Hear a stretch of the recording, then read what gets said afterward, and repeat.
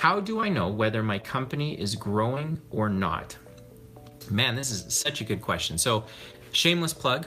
The Emily Now platform that I founded, that we're marketing this year, that we're trying to help 100 entrepreneurs with, is really meant to answer this specific question. It's amazing how many entrepreneurs will... Well, let me answer this a different way. I met an entrepreneur a couple weeks ago. They do about kind of $3 million gross revenue a year. They're in the service business, so they have a shop and they service equipment and things that kind of require really their business model is all about shop time plus the products or services that they use, and then they mark it up and sell it to a customer pays for their time plus materials.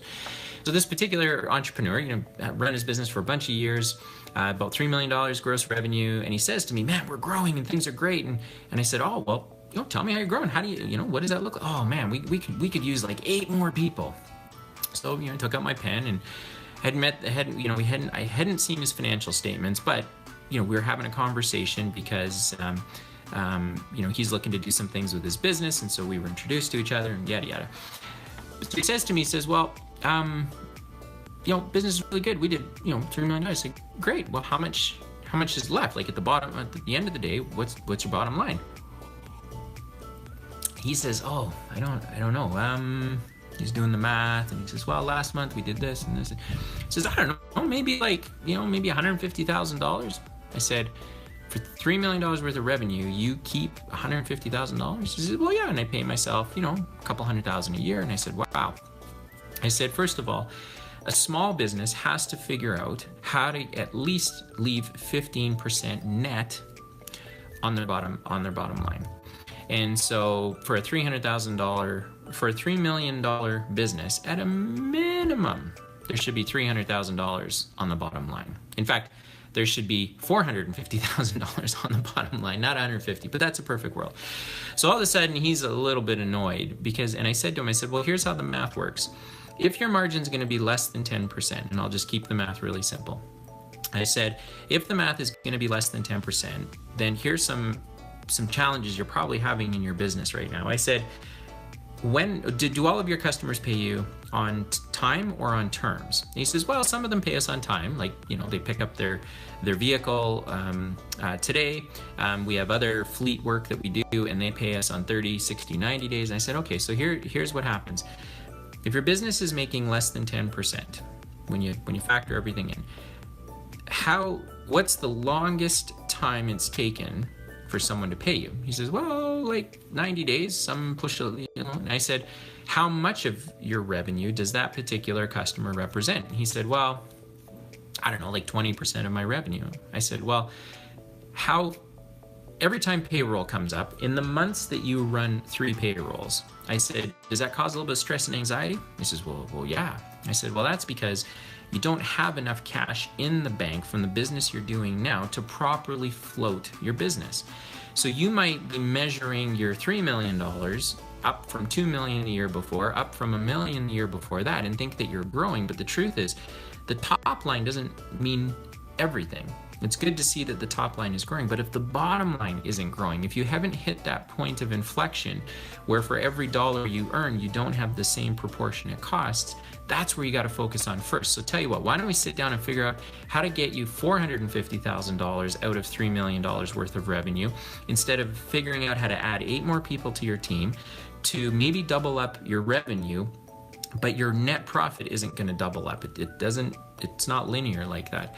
So the question of how do you know if you're growing your business, certainly your top line, your gross revenue is one way of measuring it, but ultimately the reason entrepreneurs financially are doing what they're doing is to build value, is to have something valuable at the end of their career or at the end of their time spent in their business. And so you're measuring that by your net income. You're measuring that by how many assets does your business own that are either paid for or are being leveraged to produce a really strong profit margin. So in this particular case, as soon as he heard me say that, all of a sudden it started to make sense. More than half of our revenue comes from customers that don't pay us immediately on a 10% net margin business that doesn't really leave us a ton of cash in the bank. Some months do get really tight, like when we run 3 payrolls or if we have an unexpected expense come up on our equipment. So you're right. So how do you know if your company is growing? Well, is your bottom line growing or shrinking? If you took all of your revenue, less all of your expenses, and you just saw what was left over at the end of the day, is that number growing or is it shrinking? And that's one of the telltale signs.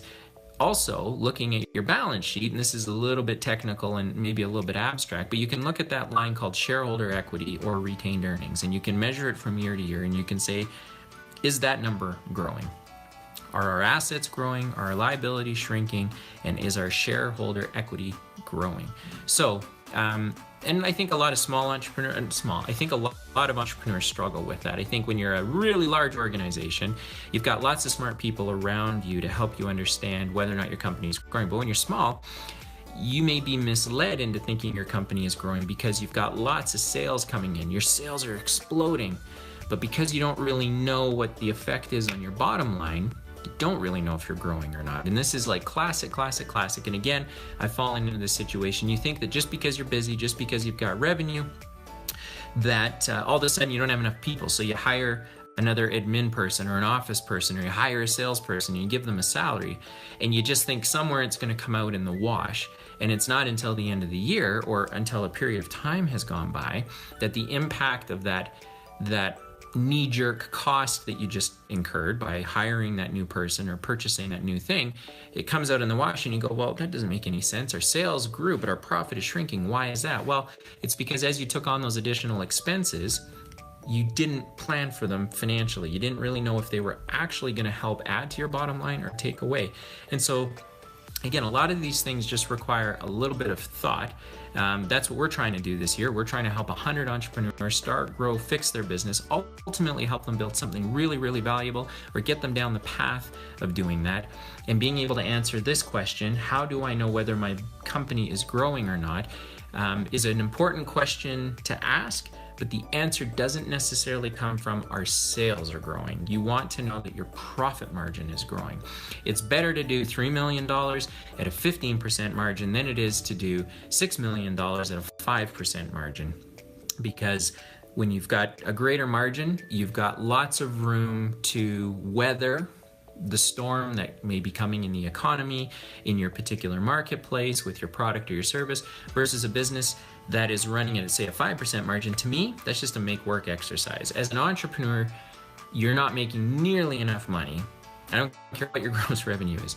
With a 5% net margin, you're not nearly making enough money to compensate you properly for all of the pain, effort, and stress that you need to bear in order to run that business. And more importantly than that, when you get to a destination and you're looking to sell your business, that 5% is not really that attractive to an investor or to a third party who would want to acquire your business, because they're going to have a learning curve that they need to go on, and their learning curve inevitably will eat up some of that margin. So there's not really a lot of room for them. So the truth is, build a profitable business, know your math, understand.